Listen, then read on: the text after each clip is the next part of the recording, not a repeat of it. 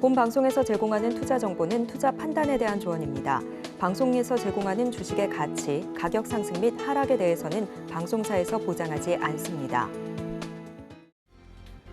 실시간 정보 브리핑입니다. LG이노텍이 3분기 영업이익이 시장 전망치를 하회하면서 목표 주가가 10% 낮아졌습니다.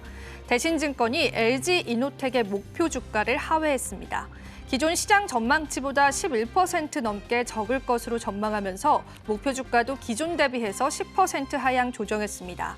LG이노텍의 영업이익 전망치 하락 요인으로는 아이폰 16 수요 부진과 급격한 원달러 환율 하락을 꼽았습니다. 두 번째 소식입니다. 국책 연구기관에서 매년 300명 넘게 이직했다라는 소식이 전해졌습니다. 정부를 지탱하는 싱크탱크인 국책 연구기관을 떠나는 인원이 매년 300명이 넘는 것으로 나타났습니다. 특히 떠난 인원 중 절반은 고용이 보장된 정규직이었습니다. 정권 입맛에 맞는 연구 결과를 내놓으라는 압력이 심해진 데다 2012년부터 연구기관들이 세종시 등의 지방으로 대거 이전했기 때문으로 해석되고 있습니다. 세 번째 소식입니다. 생산자 물가 하락세가 시작됐습니다. 소비자 물가 둔화 가능성도 높아졌습니다. 생산자 물가가 품목별로 시차를 두고 소비자 물가에 반영되는 만큼 향후 소비자 물가 안정세가 지속될 수 있다는 분석이 따랐습니다. 이문희 한은 팀장은 지수 산정 시 공산품이 가중치가 절반 정도 차지하고 있어서 하락하는 데 큰 영향을 줬다면서 공산품의 마이너스 기여도가 커 농림수산품 상승분 등의 일부를 상쇄했다고 설명했습니다. 마지막 소식입니다. 트리플 호재를 가지고 있는 K전선이 10조 클럽을 연다는 소식입니다. 국내 전선업계 빅2인 LS전선과 대한전선이 합산 매출이 인공지능 시대의 전력 수요 폭증에 따른 해외 매출 증가로 올해 사상 최초로 10조 원을 돌파할 것으로 전망됐습니다. 국내 전선업계가 중저압에서 초고압 직류 송전 케이블에 이르기까지 지난 20년간 R&D를 통해 확보한 제품 경쟁력을 기반으로 전력 초호황기의 파도에 제대로 올라탔다는 게 산업계 안팎의 전망입니다.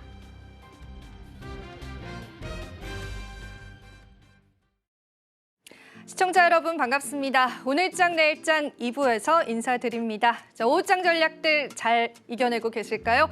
오늘 코스닥 지수는 그 상승폭을 더욱더 확대해가는 모습들 보여주고 있는데요. 시장에 기회는 있지 않을까 싶습니다. 여러분들께서 그 기회를 잡으실 수 있도록 항상 저희 프로그램에서 노력하고 있습니다. 그 기회들 오늘도 잡으실 수 있도록 다양한 전략들 함께하면서 시장에 관한 많은 전망치들 함께 해드리겠습니다. 오후장 시장도 저희와 함께 해보시고요. 그렇다면 지금 현재 실시간 조회 상위 종목군들 바로 한번 저와 살펴보겠습니다. 네, 오늘의 실시간 조회 상위 종목입니다. 일단 첫 번째로는 에코프로가 랭킹되어 있는 모습입니다. 에코프로 같은 경우에는 최근 2차 전지 관련주들의 상승을 이끌어주면서 오늘 시장에서 큰 급등세가 나와줬는데요. 8% 넘는 큰 급등세 보여주면서 현재 9만 원 선을 목전에 두고 있는 시점입니다. 원준도 한번 살펴보겠습니다. 삼성전기의 전고체 배터리 관련주들이 부각을 받으면서 원준 같은 경우에는 어제 시장에서도 큰 폭의 오름세, 상한가까지 안착을 했었지만 오늘 시장에서도 그 흐름이 이어지고 있다는 분석들 나오고 있습니다. 센즈랩도 보겠습니다. 딥페이크 성범죄 방지법이 상임위원회를 통과했고요. 26일 날 본회의가 이어질 예정인데요. 그러한 힘에 힘입어서 현재 20% 가까운 19.64% 상승하고 있는 모습입니다. 마지막 두 종목은 코칩과 코콤인데요. 코칩 같은 경우에는 삼성전기에 MLCC를 납품하는 기업입니다. 삼성전기의 전고체 개발 소식에 힘입어서 코칩 같은 경우에는 13.98% 상승하고 있고요. 코콤도 살펴보겠습니다. 코콤 같은 경우에도 오늘 시장에서 1% 정도의 상승을 나타내고 있는데요. 드론 관련주입니다. 미국의 탈중국 정책 수혜에 관한 기대감들 오늘 받아갔는데 사실 주가가 더 큰 폭으로 올라서긴 했었지만 지금 현재 구간에서는 그 상승폭들이 조금은 둔화됐다라고 보시면 되겠습니다. 자, 실시간 조회 상위 종목군들 저희와 함께 살펴보셨고요. 오늘도 시장에 관한 전략들 저희와 함께 해보시겠습니다. 자, 마감 시장까지 저희와 함께 달려보시죠. 오늘장 내일장 2부 본격적으로 출발합니다.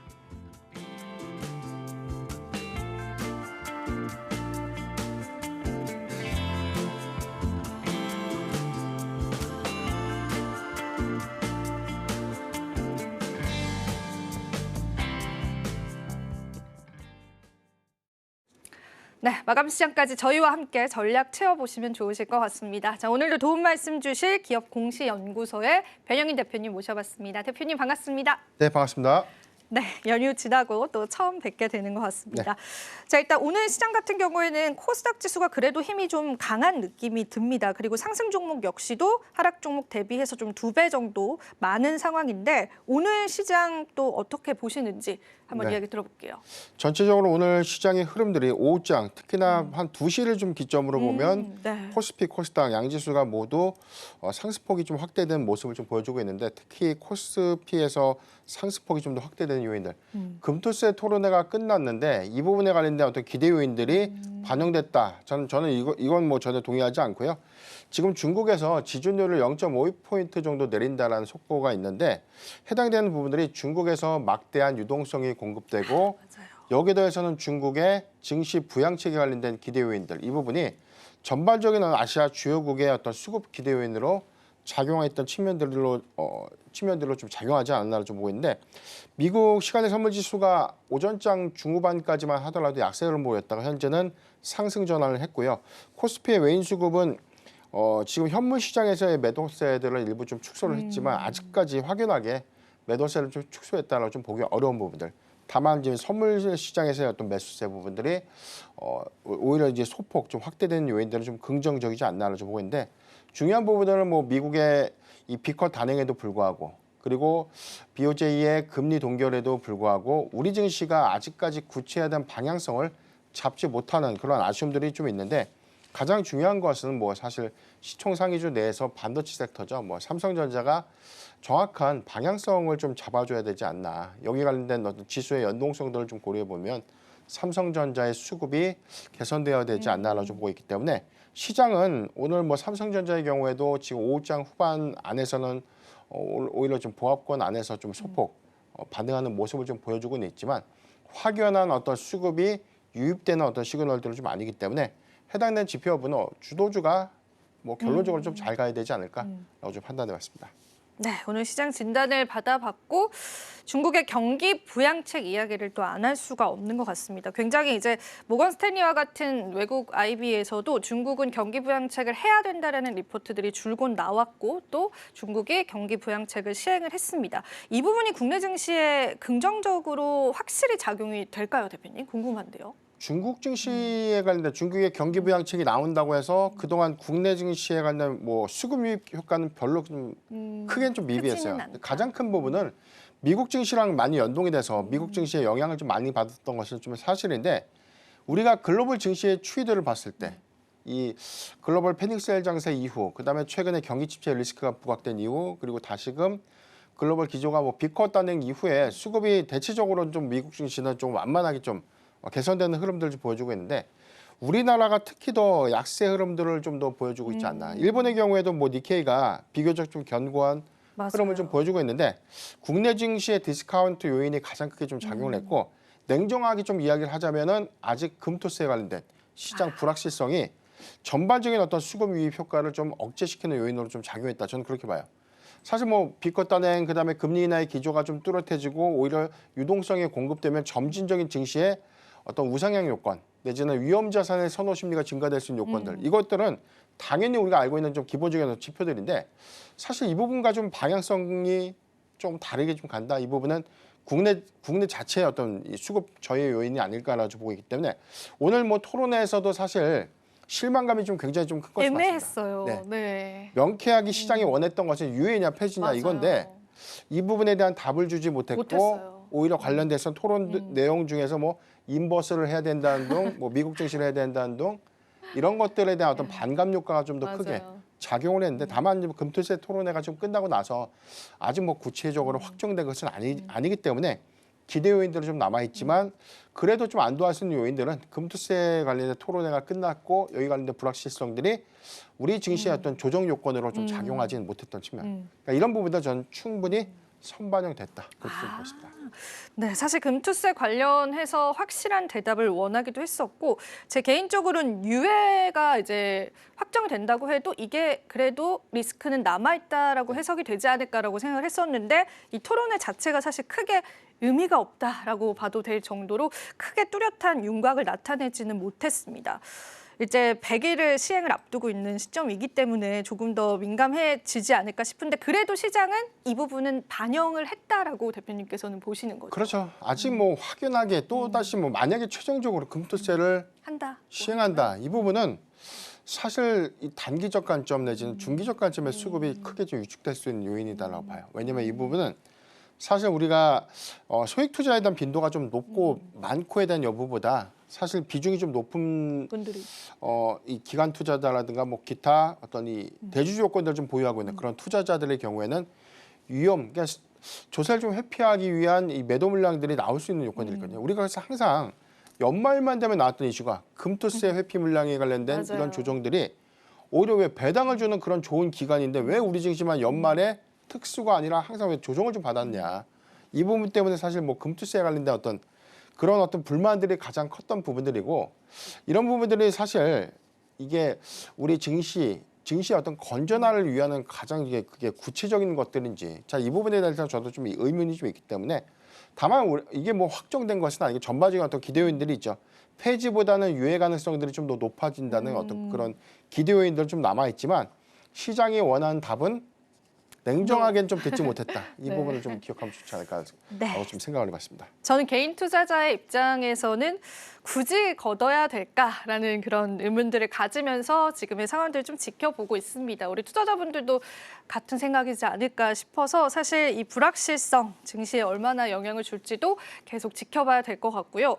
그래도 호재라고 한다면은 시장에서 이제 밸류업 지수 발표에 관한 것들이 될 텐데 근데 사실 주가 보면은 사실 밸류업 지수의 수혜를 받고 있는 주가들이 오늘 시장에서 약세더라고요. 네. 그래서 역시나 우리 국내 증시가 또 세론이 작용이 되는 건가 어떻게 봐야 될까요? 대표님? 밸류업 지수에 관련된 시장의 눈높이 굉장히 좀 높아졌고 초기에 기업 밸류업 프로그램을 도입한다라는 어떤 정책이죠. 이 부분은 PBR이 한 배 미만으로 형성되어 있던 저 PBR 관련 종목들이 주가가 반등하는 계기로 좀 작용을 했어요. 이 부분 이후에 상승폭이 확대됐고 중간중간에 시장의 어떤 매크로 이슈라든가 전체 시장의 조정 사유로 인해서 현재는 일부 차익분을 좀 되돌린 그런 흐름들을 좀 보여주고 있지만 개별 종목들에 대한 흐름을 보면 저점 대비 아직도 그래도 견고한 어떤 주가의 어떤 형태를 좀 유지하고 있다라고 좀 판단되고 있고 다만 우리가 기업 밸류업 지수 그리고 여기 관련된 ETF에 관련된 편입 요건들도 4분기 이내 확정되는데 뭐 빠르면 뭐 10월이라는 얘기도 좀 나오고 있어요. 이런 것들이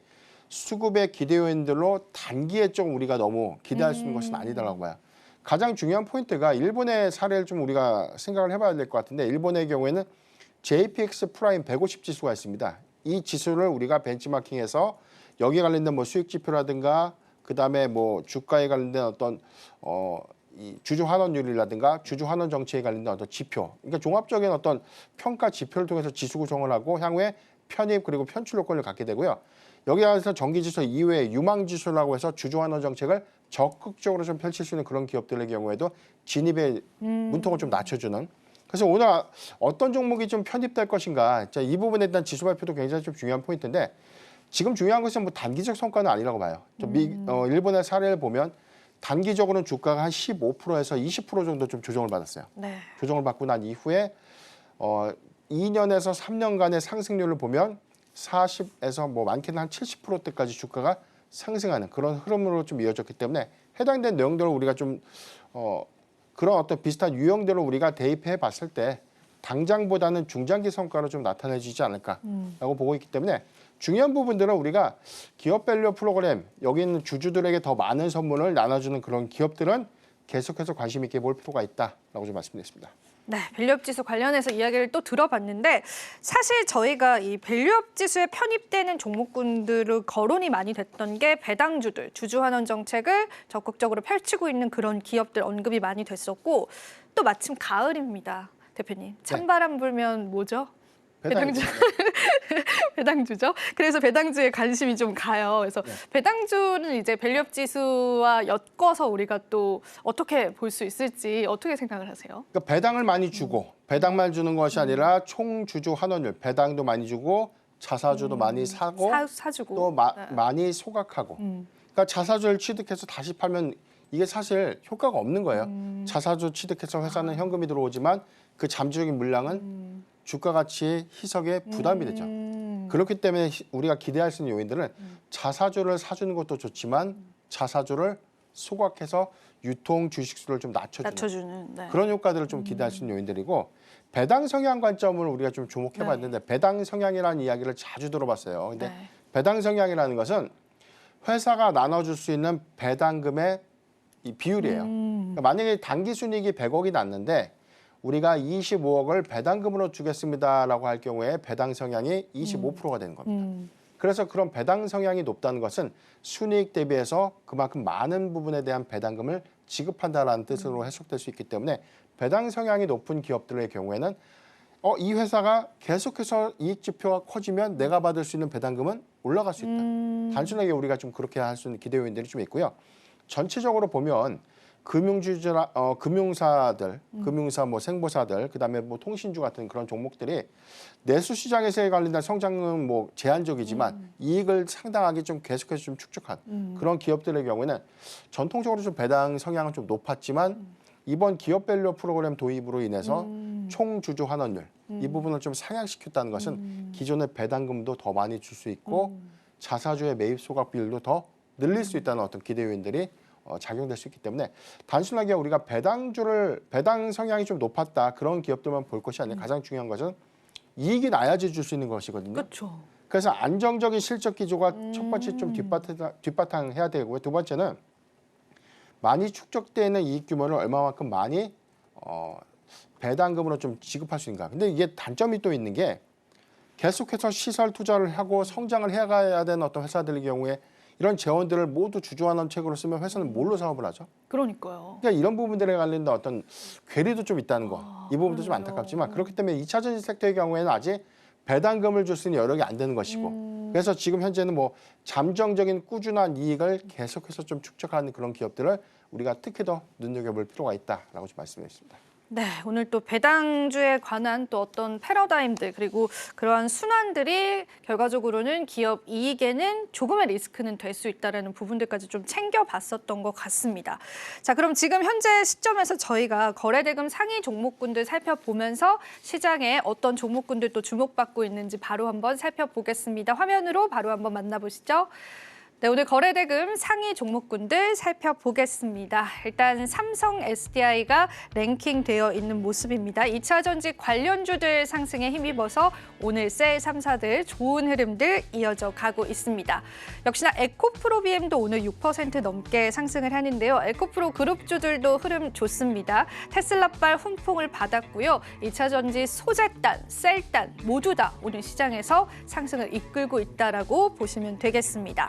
바이넥스는 52주 신고가를 장중에 달성하기도 했습니다. 현재는 2.53% 상승하면서 26,300원에 거래되고 있고요. 역시나 미국의 생물보안법에 관한 통과 수혜들 계속해서 받아오고 있고요. 특히나 수급적인 부분도 양호하기 때문에 앞으로의 주가 흐름들도 살펴보시면 좋을 것 같습니다. 자, 그리고 네 번째는 아이언 디바이스입니다. 어제 상장을 했죠. 어제 상장 이후에 주가의 변동이 좀 있었습니다. 100% 넘게 상승을 했다가 또 상승폭이 굉장히 줄어드는 흐름도 나왔었는데 오늘도 강세를 보여주는 흐름 이어져 왔지만은 지금 현재 구간에서는 1% 정도 상승하면서 1.83% 상승하고 있습니다. 마지막 핀 거 보겠습니다. 오늘 STO 토큰 증권에 관한 관련주들도 상승이 나왔는데 아마도 저희가 앞서서 언급을 해드렸던 딥페이크 관련주들과 같이 좀 엮이면서 상승이 나와주는 것 같습니다. 큰 상승 나왔습니다. 현재 핀 거는 13.55% 상승하면서 거래대금 상위에 랭킹되어 있습니다. 자, 이렇게 해서 거래대금 상위 종목군들도 살펴보셨습니다. 섹터군들 좀 2차 전지 그리고 제약바이오도 있고요. 그리고 STO 관련주들도 포함이 되어 있는데 대표님께서 관심 가는 또 섹터나 종목군들 혹시 있으실까요? 오늘 2차 전지 섹터가 전반적으로 좀 강한데 사실 좋았어요. 네. 이 테슬라의 3분기 인도량이 2분기 대비해서 한 8% 정도 좀 맞아요. 상회할 수 있다라는 맞아요. 어떤 긍정적인 전망이 나왔는데, 그러니까 저는 이게 현상은 좀 우리가 주목을 하되 냉정하게 좀 평가를 해야 된다고 봐요. 2분기 때까지만 하더라도 시장이 예상했던 컨센을 상회했다라고 해서 테슬라가 좀 좋았고, 여기에 대해서 2차전지 섹터가 좀 단기 반등을 좀 이뤄냈는데 이후에 다시 상승폭을 반납했던 배경들, 이 부분은 시장이 워낙 안 좋아지는 업황 대비에 대한 기대치를 낮춰놓기 때문에 그런 낮춰진 기대치를 소폭 상회했다고 해서 이게 장사를 잘한 것인가라는 부분들, 이 부분에 대해서는 냉정하게 좀 판단을 해야 될 것 같고, 다만 3분기에 개선을 할 수 있는 요인들의 경우에는 중국 시장에 대한 판매량이 좀 더 증가될 수 있는 요인들, 그래서 이 부분은 인도량에 관련된 최종적인 어떤 내용 확인은 좀 필요한데요. 지난번에 같은 경우 뭐 한 1분기 인도량의 경우에는 미스가 났어요. 시장 전망치와는 좀 더 다른 방향으로 맞아요. 좀 결정이 됐기 때문에 이걸 뭐 너무 맹신해서 갈 필요는 없다라고 좀 보고 있고, 다만 우리가 좀 예상해서 과연 2차 전지 전기차 업황이 언제 좀 좋아질 것인가, 이제 상반기 대비해서 3분기에 뭐 단순하게 좀 좋아질 거니까 3분기에 좋아질 수 있는 여력이 전혀 없습니다. 지금 없을 지표를 것 보면 같아요. 네. 뭐 수출 데이터도 마찬가지고 배터리 출하량, 최근에 소재사에 대한 수출 실적들을 다 종합해 보면 지금 2분기보다 더 안 좋은 게 사실 3분기예요. 그러니까 이익 추정치도 더 하회될 수 있는 부분들. 특히나 소재사의 경우에는 지금 리튬의 경우 뭐 9월 5일자 기준에서는 킬로그램당 70.52안까지 떨어졌어요. 1분기에 112안까지 반등이 해왔던 게 바닥 확인하고 난 이후에 152안까지 올라갈 것이다라는 기대 요인들이 지금 거꾸로 좀 가고 있다는 부분들. 이 부분은 3분기와 4분기의 양극재 판가 하락 요인으로 좀 작용될 수 있기 때문에 실적은 다 안 좋아지는데 주가는 다시 반등하는 그런 아이러니한 상황이 좀 연출되고 있다라고 좀 볼 수가 있겠습니다. 다만 해당되는 어떤 업황에 관련된 우려감들, 이런 것들은 저는 상당히 주가에 좀 많이 선반영되어 있고 더 이상 나빠질 수 있는 구간이 아니다라는 인식들 때문에 최근에 저가 매수세가 좀 유입되는 흐름들, 이 부분은 좀 수급적인 측면에서 좀 긍정적이다라고 볼 수 있고, 다만 우리가 4분기부터 좀 기대할 수 있는 요인들은 셀사의 경우에는 이 뭐 미국의 합작법에 대한 가동, 그래서 뭐 미국의 가동률이 높아질 수밖에 없는 요인인데, 지금 완성차 업체가 2분기를 기점으로 이 전기차 판매량에 관련된 목표치들을 전부 다 삭제를 했거든요. 이 부분이 3분기 이후에 합작 공장을 좀 가동하는 부분에서는 가동률을 상향시킬 수 있는 어떤 여력, 이런 부분들은 1분기부터 오히려 전기차의 공급량들이 더 증가될 수 있는 요인으로 좀 기대할 수 있기 때문에 3분기까지는 아쉽지만 4분기를 좀 기점으로 보면 회복할 수 있는 가능성들, 여기에 대해서 뭐 468 배터리라든가 이하나30 원통형 배터리에 관련된 공급들, 이 부분도 2차 전지 소재사들의 어떤 수익성이 좀 다변화될 수 있는 그런 흐름들로서 기대할 수 있는 요인들이 좀 있다라고 좀 보고 있기 때문에 저는 뭐 저가 매수는 충분히 좀 가능하다라고 좀 보고 있고요. 삼성 SDI의 경우에도 지금 8월 5일 기점에 보면 29만 4,500원, 52주 신저가 이후에 최근에 점진적으로 좀 수급이 좀 확대되는 흐름들을 보여주고 있지만 아직 241선 관점에서 40만 원대가를 좀 돌파하지 못했던 흐름들이 있기 때문에 현재도 굉장히 좀 싸다는 점 참고하면 좋을 것 같습니다. 네. 저희가 2차 전지 관련해서 오늘 또 이야기를 안 나눌 수가 없는 시장이긴 하죠. 그런데 저는 이제 대표님께 여쭤보고 싶은 게, 저희가 어쨌든 3분기 실적을 이제 기다리고 있잖아요. 오늘 시장에서 반등이 나왔고 전반적으로 섹터의 순환매가 돈다라고 할지라도 말씀해 주신 것처럼 3분기 실적, 즉 수치가 뒷받침되어주지 않으면 또 한 번 급락이 나올 수도 있지 않을까. 그런 실적에 관련된 우려감들, 이런 부분도 앵커님께서 잘 말씀해 주셨는데 지금 실적이 나쁘다고 해서 이게 그러진 또 어닝 쇼크로 또 이어질까? 왜냐하면 지난 우리가 2분기 실적까지만 하더라도 일단 뭐 그때는 추가적인 하락 요인으로 좀 작용을 했는데 이미 이제 우리가 좀 매를 너무 많이 맞아서인가요? 이제 아프지가 않다는 것이죠. 아프지 않으십니까? 이미 다 네. 반영이 됐다는 점, 이런 것들 때문에 차이가 좀 있다고 좀 보이고, 다만 우리가 주가라는 것은 항상 선행 지표로 해서 사이클을 선행하죠. 6개월 정도를 선행하고 3개월치 관련된 네. 앞으로 좋아질 업황을 미리 반영한다는 관점에서는 사실 올해까지 연말까지 전기차 업황이 다 좋아진다라고 이야기하는 사람은 아무도 없습니다. 수치도 그걸 좀 증명해주고 있고요. 다만 우리가 아까도 말씀드렸던 4분기 미국의 합작 공장이 조기 가동을 앞두고 있는데, 이 합작 공장이 배터리셀 3사만 투자를 한 것이 아니라 완성차 업체와 같이 돈을 보태서 만들었죠. 그렇다면 완성차 업체도 이 공장을 돌리지 않으면 뭐가 되죠? 고정비 부담이 그쵸, 올라갈 수밖에 없잖아요. 그쵸. 근데 만들어 놨으니까 가동을 안 할 수는 없고, 그렇기 때문에 전기차에 관련된 목표 추정치를 올해 하반기까지는 좀 타이트하게 좀 구성했지만 내년부터는 해당되는 부분을 점진적으로 좀 늘릴 수 있다. 그러니까 이 부분을 좀 기억하면 좋을 것 같아서 저는 사이클 관점상에서는 지금부터 2차 전지 섹터는 계속해서 좀 모아가야 될 것이다라고 보고 있고 셀사의 경우에는 선별적으로 좀 접근을 하는데 그래요? LG 에너지 솔루션이나 삼성 SDI 같은 경우는 차세대 배터리 모멘텀이 있어요. 468 배터리 같은 경우는 LG 엔솔이 3분기 양산을 하고 있고요. 삼성 SDI의 경우에는 내년도 468 배터리 그다음에 전고체 배터리 시장 선점 이 효과가 있고 SK 이노베이션의 경우에는 지금 ENS 합병 이후에 외형은 커지고 있지만 SK온 배터리 사업 부분에 대한 적자가 흑자로 바뀌는 시점이 수급이 확대될 수 있는 요인으로 좀 작용하지 않을까라고 보고 있기 때문에 셀사의 경우에는 엔솔과 삼성 SDI 그렇게 두 종목 정도는 좀 괜찮다라고 좀 보고 있고요. 지금 소재사의 경우에는 좀 선별적인 차이가 좀 있는데 리튬 가격이 회복되지 못한다면 판가에는 영향이 있기 때문에 실적 기준은 안 좋습니다.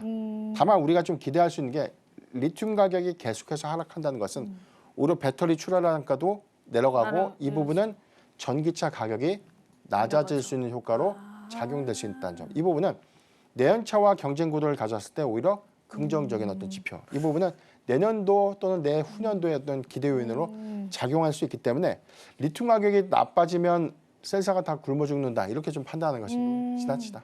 어느 정도의 피크 이후에는 좀 사실 여쭤보고 싶었던 네네. 부분이었어요. 리튬 가격이 지금 중국 공장 가동이 이제 중단이 되면서 네. 다시 상승 기조를 일으킬 거기 때문에 2차 전지 관련주들이 좋을 것이라는 해석이 네네. 시장이 많잖아요. 근데 대표님은 그와는 또 다른 의견이신 거네요. 그렇죠. 우리가 증권사 리포트를 좀 참고를 하더라도 네. 계속해서 이 판가에 대한 부분들이 일정 부분 원가 이유로 공급할 수는 없죠.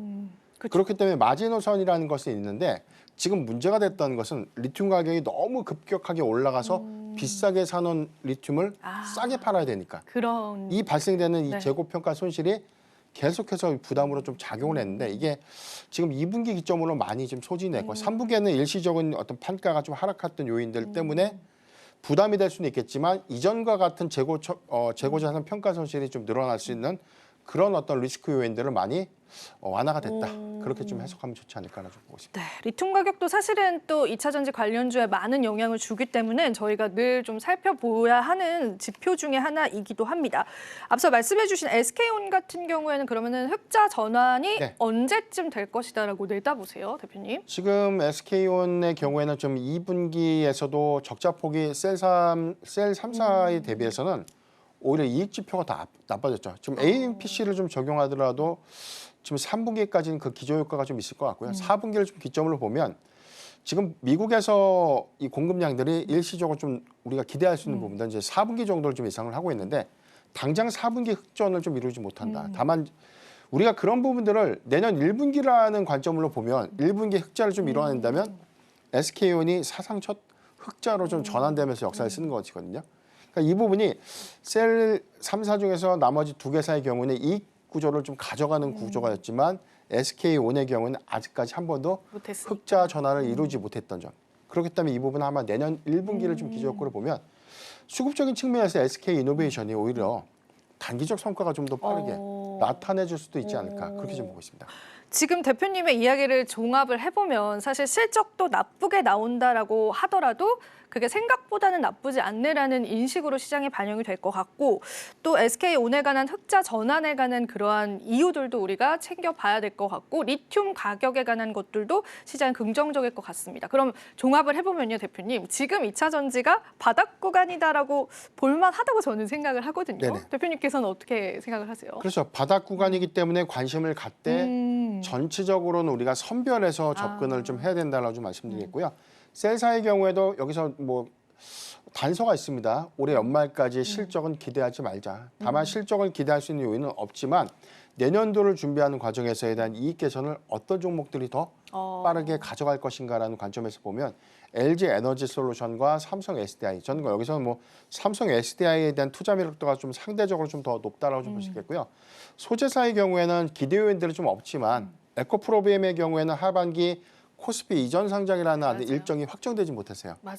이 부분들이 좀 더 구체화된다면 단기적 수급 기대감이 이전에 LNF의 어떤 이전 상장 효과처럼 단기 수급이 좀 유입될 수 있는 효과들. 그래서 저는 에코프로비엠도 계속해서 좀 주목을 해봐야 된다고 보고 있고 여기도 해서는 저는 대주전자재료 같은 종목 다 안 좋지만 이익을 확대할 수 있는 유일한 그러니까 실리콘 음극재라는 것은 현재 진행되고 있는 적용 차종이 뭐 포르쉐의 타이칸이라든가 뭐 아우디의 이트론 고급 차종 두 종이 좀 적용되고 있는데 하반기부터 EV3에 이제 공급이 되고 있고 여기에 스텔란티스 양 비중이 높아지면 내년도에 어떤 실적 기대 요인들은 더 크다. 다만 2차전지 소재가 다 안 좋지만 대주전자 재료의 경우에는 선별적 차이 때문에 이익이 축소되는 것이 아니라 확대될 수 있는 요인들. 그래서 장사를 잘할 수 있는 그런 기조를 주목해봐야 될 것이기 때문에 저는 2차 전지 섹터 안에서 소재사의 경우에는 대주전자 재료를 좀 관심 있게 좀 보자라고 좀 말씀드리겠습니다.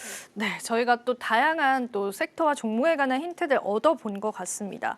자, 그럼 대표님 마지막으로 또 네. 궁금한 점이 있는데 그러면 우리가 2차 전지 내에서 굉장히 다양한 섹터군들이 또 있잖아요. 네. 소재 관련해서도 뭐 양극재, 음극재, 분리막 뭐 여러 가지 섹터군들이 있는데 그 여러 가지 섹터군들이 전반적으로 바닥이라고 생각을 하시는 거예요? 아니면은 그 중에서도 일부만 좀 봐야 된다고 생각을 하시는 거예요? 전체적인 지금 주가의 형태들은 다 바닥권이에요. 지금 뭐 PBR을 해석할 수는 없어요. 지금 시설 투자라든가 아직 이익 지표가 훼손도가 좀 크기 때문에 바닥권의 영역이지만 지금 사서 바로 우리가 수익을 만족할 내기. 만한 어떤 수익을 내기하는 힘들다.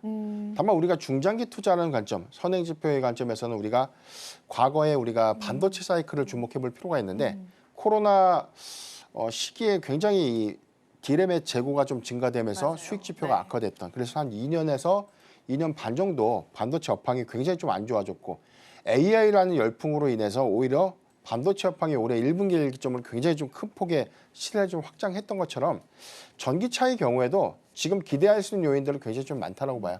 당장은 아니지만 독일의 경우에도 지금 전기차 보조금을 줄 수 있다라는 어떤 정책을 좀 검토하고 있다는 것은 굉장히 큰 성과라고 봅니다.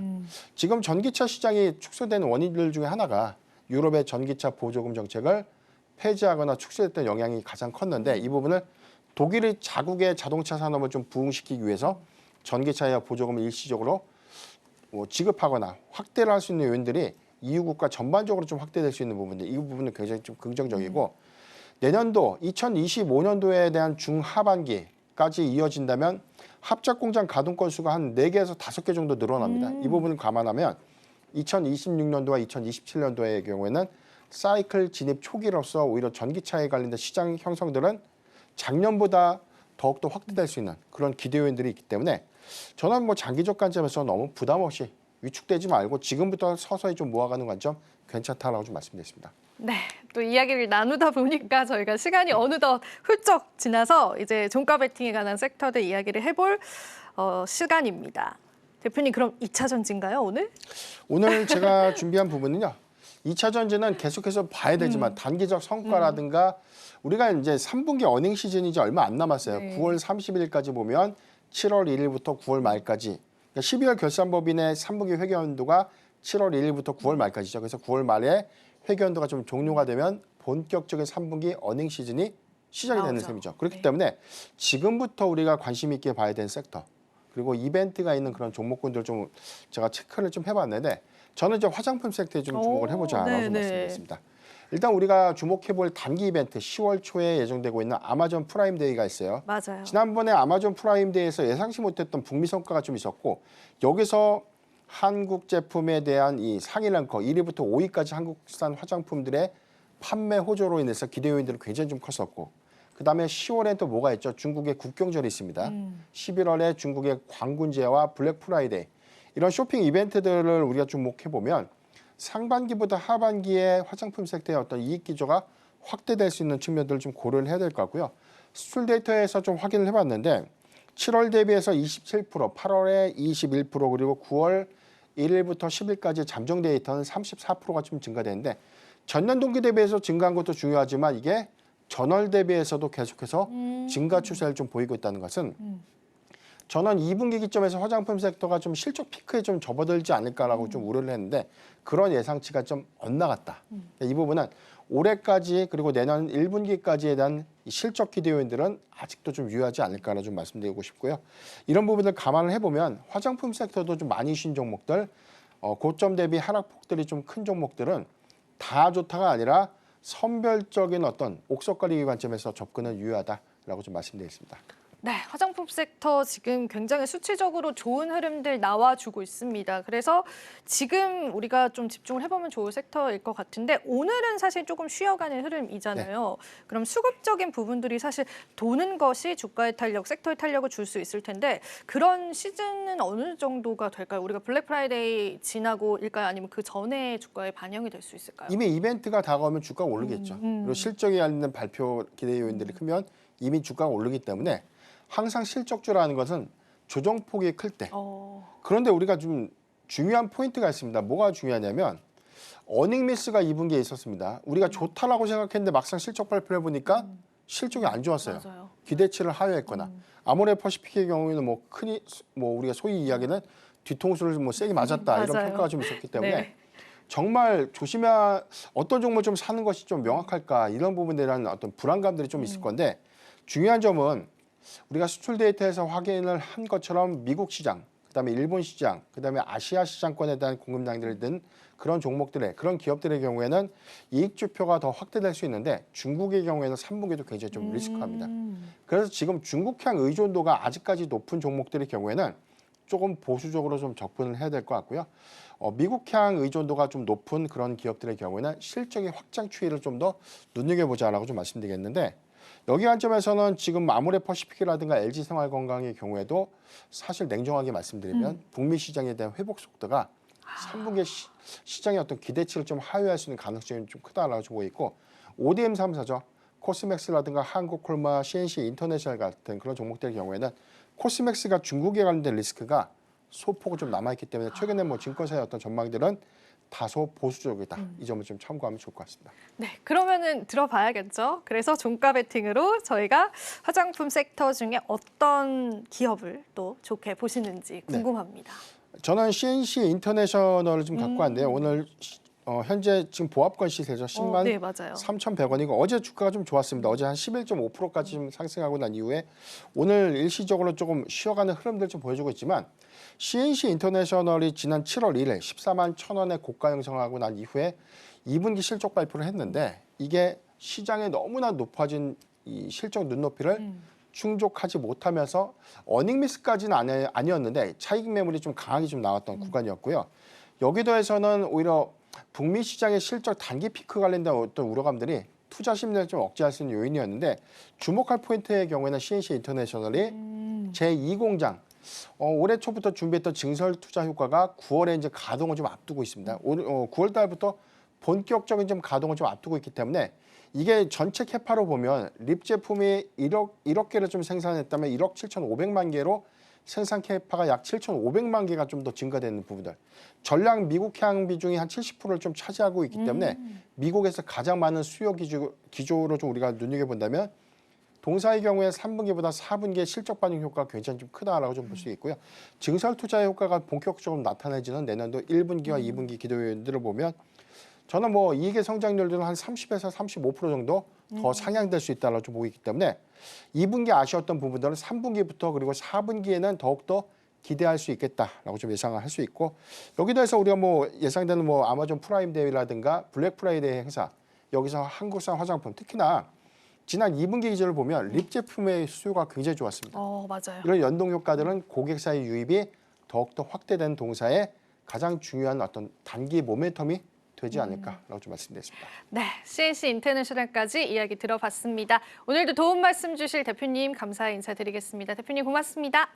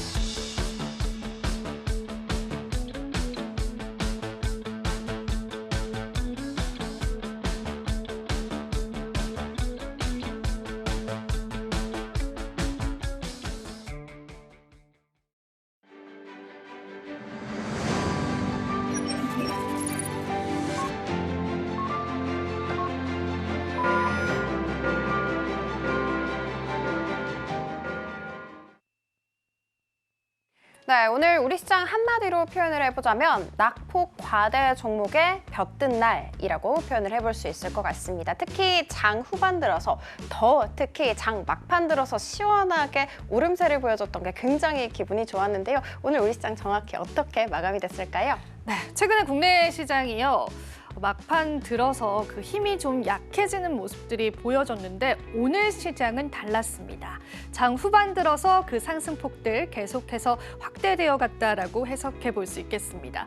코스피가 1%의 상승률로 마감을 했습니다. 2600선 공방이 치열했었죠. 하지만 굉장히 안전하게 안착해줬다라는 데 의미가 있을 것 같습니다. 코스닥 지수도 상승 종목군들 상당히 많았습니다. 오늘 1.62% 상승하면서 마감 지었습니다. 업종으로 한번 살펴보겠습니다. 오늘 상승 업종에는 철강과 금속 관련주들 랭킹되어 있습니다. 사실 2차 전지 관련주들, 소재 관련주들까지도 상승을 하면서 철강 금속 관련주들 상승했다라고 보여지는데요. 사마 알루미늄도 오늘 7%, 이구산업, 현대제철, 대우 AL까지도 큰 상승률을 나타냈습니다. 대우 AL 같은 경우에는 개별적인 이슈가 있었습니다. 모로코의 5조 원 규모의 K철도 수출을 추진한다라는 소식들 전해지면서 오늘 시장에서 5% 넘게 상승하는 흐름 보여줬고요. 풍사는 또 방산 관련주들도 함께 엮여 있는데요. 오늘 시장에서는 5.14% 또 한 번의 상승을 나타내면서 주가 최근 들어서 좋은 탄력들 이어져 가고 있습니다. 57,300원에 마감지는 흐름이었습니다. 자, 다음 업종들도 바로 한번 살펴보도록 하겠습니다. 화학 업종들 역시도 이 안에 2차 전지 관련주들 너무 많이 포함이 되어 있습니다. 롯데케미칼 같은 경우에도 최근에 증권사가 목표 주가를 상향 조정하기도 했습니다. 이러한 실적에 관한 기대감들이 반영이 됐는데요. 오늘 시장에는 10.75% 상승하면서 87,600원에 거래되고 있습니다. 하나솔루션 같은 경우에는 또 태양광 관련주, 친재생 관련주로도 포함이 되어 있는데요. 오늘 해리스에 관한 좋은 소식들도 전해지면서 친환경 소재 관련주들도 시장에서 상승이 나와주는 흐름들 보여줬고요. 그리고 추가적으로 2차 전지 테마단에 함께 엮여주면서 오늘 시장에서 9.85% 상승을 나타냈습니다. LG화학 같은 경우에도 역시나 2차 전지 테마를 이끌면서 오늘 시장에서 34만 6천 원에 안착해주는 모습 보여줬다라고 보시면 되겠습니다. 하락 업종들도 한번 살펴볼까요? 음식료 업종들 어제 시장에서 강세였었죠. 오늘은 좀 약세로 돌아선 흐름 보여줬는데요. 어제 과자 수출에 관한 호재들이 시장의 탄력을 이끌었지만 오늘 시장에서는 음식료 업종들 대부분 하락을 했습니다. 특히나 최근에 주류 관련주들도 좀 힘을 못 쓰고 있는 모습이기 때문에 관련한 흐름들의 모멘텀들 좀 필요해 보입니다. 오리온 같은 경우가 1.60%, 농심이 1.16%, 약보합 하락이긴 하지만은 그래도 최근 모멘텀들이 좀 줄어들었다라고 해석을 해볼 수 있겠습니다. 빙그레 같은 경우에도 62,000원에 마감지었습니다. 다음 하락 업종도 바로 한번 살펴보겠습니다.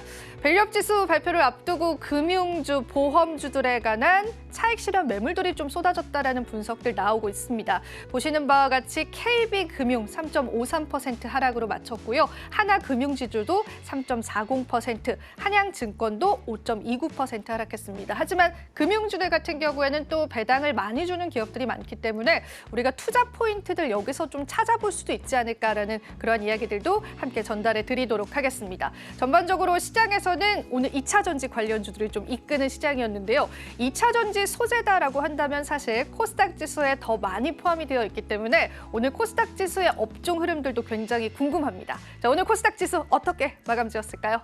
네, 오늘 코스닥 같은 경우에는 더 기분 좋게 큰 폭으로 오름세를 보여줬습니다. 특히 오늘 시작에서부터 끝까지 단 한 번도 하락 전환을 하지 않고 꾸준하게 우상향을 하면서 고점 부근에서 마무리를 하는 모습이었는데요. 760선 시원하게 돌파를 하다 못해 767선에서 거래를 마감 짓는 모습이었습니다. 자, 그러면 업종 통해서 하나씩 살펴보는 시간 가져보도록 하겠습니다. 오늘 화학 쪽 두드러지고 있는 모습이고요. 이 안에서는 또 엔캠 그리고 에코엔드림과 같은 2차 전지 그리고 리튬과 관련된 종목들이 큰 폭으로 오름세를 보여주는 모습이었습니다.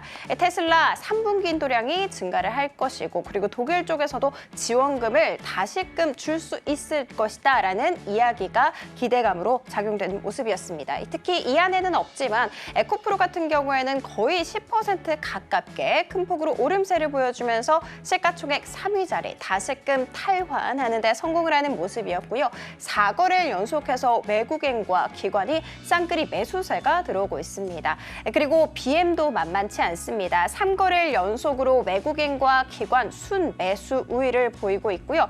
특히 LNF 같은 경우에는 오늘 두 자릿수 급등세를 보여주면서 무려 한 달 반 만에 10만 원짜리 다시 꿰차는 모습이었습니다. 그리고 에코프로 HN 같은 경우에는 오늘 보이시는 것처럼 거의 10% 가깝게 큰 폭으로 오름세를 보여줬는데요. 온실가스 탄소 배출권 관련 종목이죠. 정부 발의 이슈 있었습니다. 온실가스를 감축하는 사업 우리 좀 확대할 것이다라는 이야기 속에 오늘 전반적으로 강세 보였다라는 거 알려드리면서 다음 업종 한번 들어가 보도록 하겠습니다. 다음 업종은 바로 오락 문화 쪽인데요. 최상단의 이름을 올리고 있는 스튜디오 미러 드디어 이렇게 상한가에 안착한 채 거래를 마감짓는 모습이었습니다. 당연히 개별 호재 있었습니다. 많이들 아실 텐데요. 원피스, 세일러문, 드래곤볼 이런 것들을 배출했던 일본의 한 애니메이션 기업과 MOU를 맺었다라는 것이 상승 모멘텀으로 작용이 되는 모습이었습니다. 그리고 오늘은 특히 깜깜했던 엔터테인먼트 관련 쪽에서 정말 시원하게 햇빛이 들어주는 모습이었는데요. 특히 보이시는 것처럼 JYP 엔터 같은 경우에는 거의 7% 넘게 고공행진을 하는 모습이었습니다. 참고로 9월 9일에 신저가를 찍은 바 있다라는 거 알려드리면서 JYP뿐만이 아니라 이렇게 YG 엔터테인먼트 그리고 하이브, SM까지도 오늘 빨간불 켜낸 채 거래를 닫았습니다. 자, 그리고 다음 업종 한번 살펴보도록 하겠습니다. 다음 업종 역시도 상승 쪽인데요. 출판, 매체, 복제 쪽이고 많은 종목들이 STO, 보안 쪽 눈에 띄고 있습니다. 이 센즈렉과 같은 종목들이 두 자릿수 강한 상승세를 보여준 채 거래를 마감했습니다. 정부 발의 이슈 있었고요. 딥페이크 성범죄 방지법이 드디어 상임위를 통과했다라는 것이 상승 모멘텀으로 작용이 됐습니다. 그리고 핑거와 같은 종목들 13%대 강세 보이면서 마감이 됐는데요. 금융위 쪽에서 STO 관련 개정안을 제출을 했다라는 소식 속에 이렇게 법제화 기대감 모아지면서 오늘 STO 관련 종목들도 전반적으로 빨간불을 켜낼 수 있었습니다. 반면에 하락하고 있는 쪽도 있습니다. 하락 업종 한번 살펴보도록 하겠습니다. 바로 제약 쪽인데요. 보이시는 것처럼 이 EN셀이 거의 6% 넘게 내림세를 보이면서 거래를 닫았습니다. 이뿐만이 아니라 오늘 코스닥 시가총액 상위단 안에서도 약세가 두드러지는 모습이었는데 그 안에서는 삼천당 제약, ST팜, 보로노이와 같은 종목들이 2에서 4%대 약세를 보이는 안타까운 흐름 이어갔습니다. 특히 요즘은 하반기 신규 상장을 알린 종목, 제약바이오 종목들이 약세를 보이고요. 그 대표적인 예로는 EN셀을 들 수가 있겠죠. EN셀 같은 경우에는 최근 8거래일 중에 단 하루를 제외한 모든 거래일에서 음봉을 기록하면서 마감했다는 거 알려드리도록 하겠습니다. 반면에 그래도 한박 웃음 지을 수 있었던 이 종목이 있었습니다. 엑셀 세라퓨틱스에 있었는데요. 장중한 때 상한가 부근까지 올라가기도 했습니다. 개별 호재 있었고요. 정부가 15년짜리 혈액 프로젝트를 진행을 하는데 여기에 또 주관 기업으로 선정이 됐다라는 것이 그 상승 재료가 됐습니다. 내일 우리 국내에서는 대한고래 전략회의가 개최가 될 예정이고요. 미국에서는 해리스가 정책 발표할 예정입니다. 그리고 유럽 쪽에서는 중국의 저가 전기차에 관세 줄지 안 줄지 여기에 대한 여부도 결정이 되니까요. 이런 대형 이벤트들 당연히 내일도 저희 방송과 함께 하시기 바라겠습니다. 네, 외국인 매도세가 지속되고 있는데도 코스피 지수가 1% 넘게 상승했습니다. 그만큼 개인 투자자분들이 힘내주고 있는 시장인 것 같은데요. 저희 프로그램 여러분들의 힘을 계속 보태드리도록 하겠습니다. 마지막으로 본 방송에서 제공하는 정보는 투자 판단에 대한 조언일 뿐입니다. 가치 판단과 상승 하락 보장하고 있진 않다는 점 유의 부탁드리고요. 내일 시장도 저희와 함께 하시죠. 오늘도 시청해주신 여러분 고맙습니다.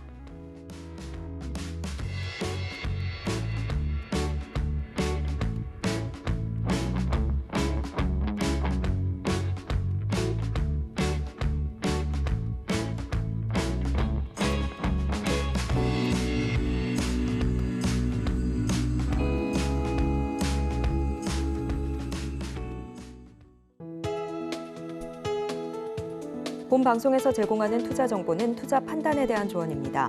방송에서 제공하는 주식의 가치, 가격 상승 및 하락에 대해서는 방송사에서 보장하지 않습니다.